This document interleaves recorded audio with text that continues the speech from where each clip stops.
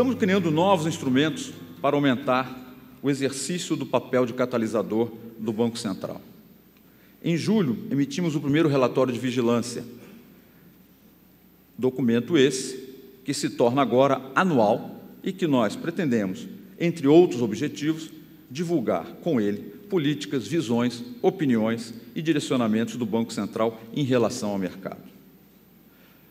Outra frente em que estamos trabalhando é na construção de um fórum multilateral, o fórum que nós estamos chamando de Fórum SPB, com participação de ofertantes e demandantes de serviços de pagamentos, e que esse fórum seja um espaço multirrepresentativo de debate e de desenvolvimento de estudos e propostas, no qual o Banco Central do Brasil exercerá papel de coordenador e dará o direcionamento da atuação das entidades integrantes do SPB, com vistas ao seu contínuo aperfeiçoamento.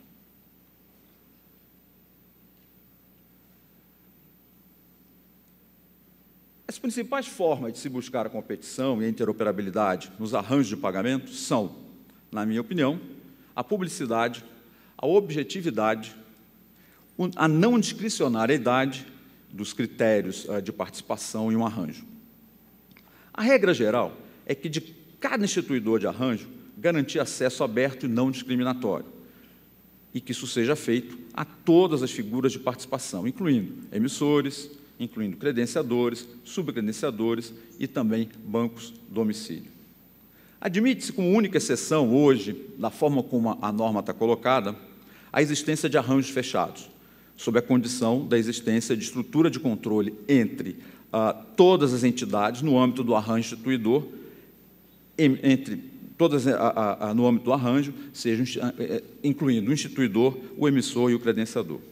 A fim de garantir interoperabilidade entre arranjos, mesmo em arranjos fechados, a prestação de serviço de rede deve ser aberta e não discriminatória. E é com bastante alegria, digamos assim, que a gente recebe a notícia que o Marcelo traz aqui hoje, de que as últimas, digamos, exclusividades que ainda haviam no mercado, agora começaram ou deixam de existir na medida em que passaremos a ter uma aceitação maior de credenciadores pelos dentro de diferentes arranjos. Aquelas últimas exclusividades que ainda existiam, pela notícia que o Marcelo nos traz, a partir de agora, elas não mais existirão. E, enfim, a gente recebe essa notícia com bastante alegria e, bom, na medida em que damos um passo, acho que começamos a olhar para frente e enxergar os próximos passos, né?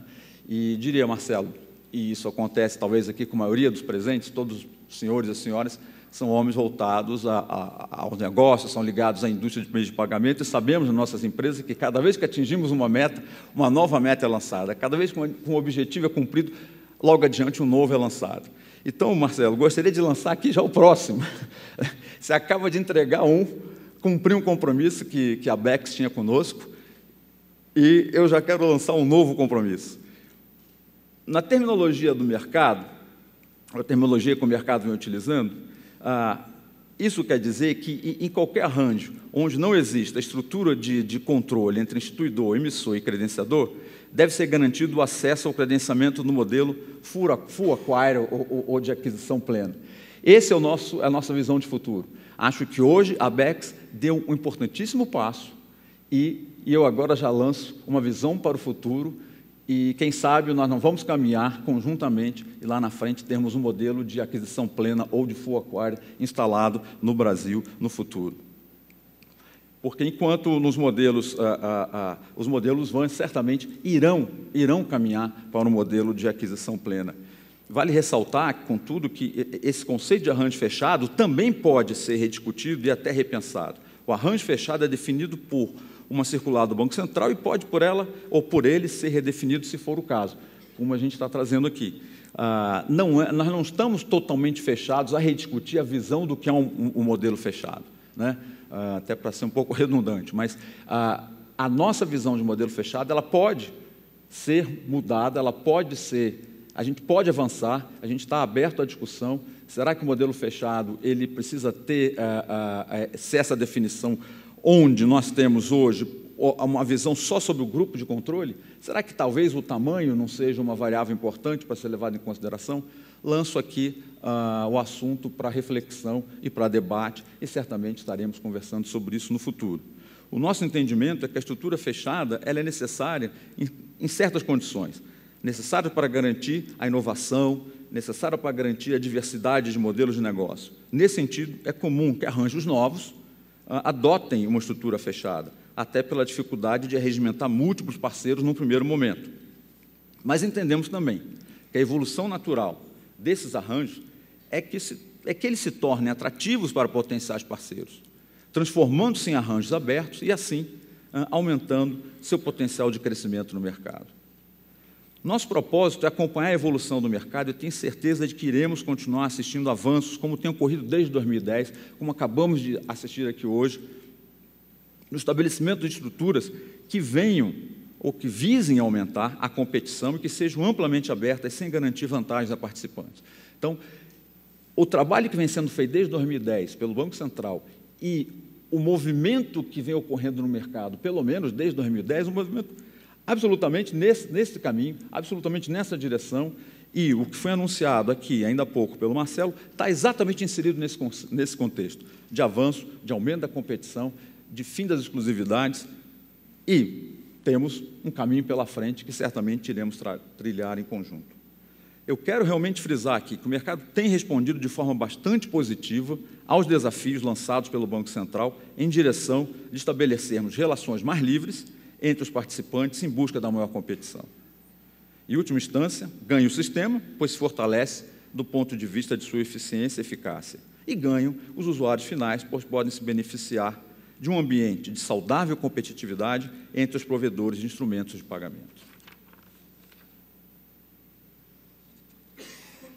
Em relação aos modelos de moeda eletrônica, eu gostaria de ressaltar, conforme a lei estabelece, que a emissão de moeda eletrônica consiste na conversão de moeda física em escritural ou a moeda física ou escritural em moeda eletrônica. E isso ocorre com essa transformação da moeda escritural ou física em moeda eletrônica, ela tem que atender duas particularidades muito específicas. A primeira, ela tem que ocorrer no exato momento em que a moeda eletrônica é emitida, a moeda original, seja ela escritural ou física, desaparece. A gente não pode ver duplicidade de moeda, não pode ver criação de moeda nesse processo. É a transformação, é a conversão, não é a multiplicação de moedas. E ela tem que ocorrer exatamente num único momento, para que não haja, durante algum período de tempo, a existência das duas moedas. É o princípio do um por um. É uma moeda, seja ela física, seja ela escritural, por uma unidade de moeda eletrônica. Isso, na minha opinião, está claro na lei e a nossa regulamentação está se baseando nesse conceito. Sabe-se, contudo, que, na prática, muitos modelos funcionam disponibilizando recursos de forma prévia ao recebimento. Da mesma forma, existem modelos no mercado onde são dados descontos na emissão da moeda eletrônica, a chamada taxa negativa. Na nossa visão, essa prática não é totalmente aderente ao conceito de conversão. Um ajuste nessas práticas deverá ser objeto de diálogo entre o regulador e o mercado. E o Fórum SPB, que nós estamos propondo a criação, certamente será um ambiente propício para que façamos essa discussão. Outro ponto que deve entrar na agenda de debates entre regulador e mercado, ou outros pontos, estarão sendo amplamente debatidos no Fórum SPB. Então, em termos de próximos passos, e do ponto de vista regulatório, nós estamos trabalhando nessa regulamentação para aplicar estamos trabalhando também na aplicação das chamadas medidas preventivas. Queremos deixar transparente para o mercado as inadequações que podem ocorrer, cujas irregularidades serviriam como fatos geradores das chamadas medidas preventivas. Isso é alguma coisa como, aliás, hoje já ocorre com as instituições financeiras. Nós queremos tratar instituições de pagamento da mesma forma como instituições financeiras, guardadas as devidas proporções, são tratadas pelo Banco Central. E como mensagem final, eu gostaria de dizer que, do ponto de vista da política para o futuro, o Fórum SPB que irá congregar Banco Central e agentes de mercado, deverá ser o principal espaço para debate das grandes formas, ou dos grandes debates, ou dos grandes temas ligados ao sistema de pagamento. A nossa visão de longo prazo é que caminhemos na direção de alcançarmos o maior alinhamento, as melhores práticas internacionais, sem, contudo, deixar de levar em consideração particularidades típicas e específicas do caso brasileiro. Temos, e digo temos porque me refiro ao Banco Central e aos agentes de mercado, em conjunto, o desafio pela frente de tornar nosso sistema de pagamentos ainda mais seguro, com maior competição, mais inclusivo do ponto de vista de largas faixas da nossa população, sem, contudo, destruir valor de empresas e sem inibir a inovação. Não é fácil, mas acho que é plenamente factível e acho que num trabalho em conjunto nós alcançaremos esse objetivo. Obrigado.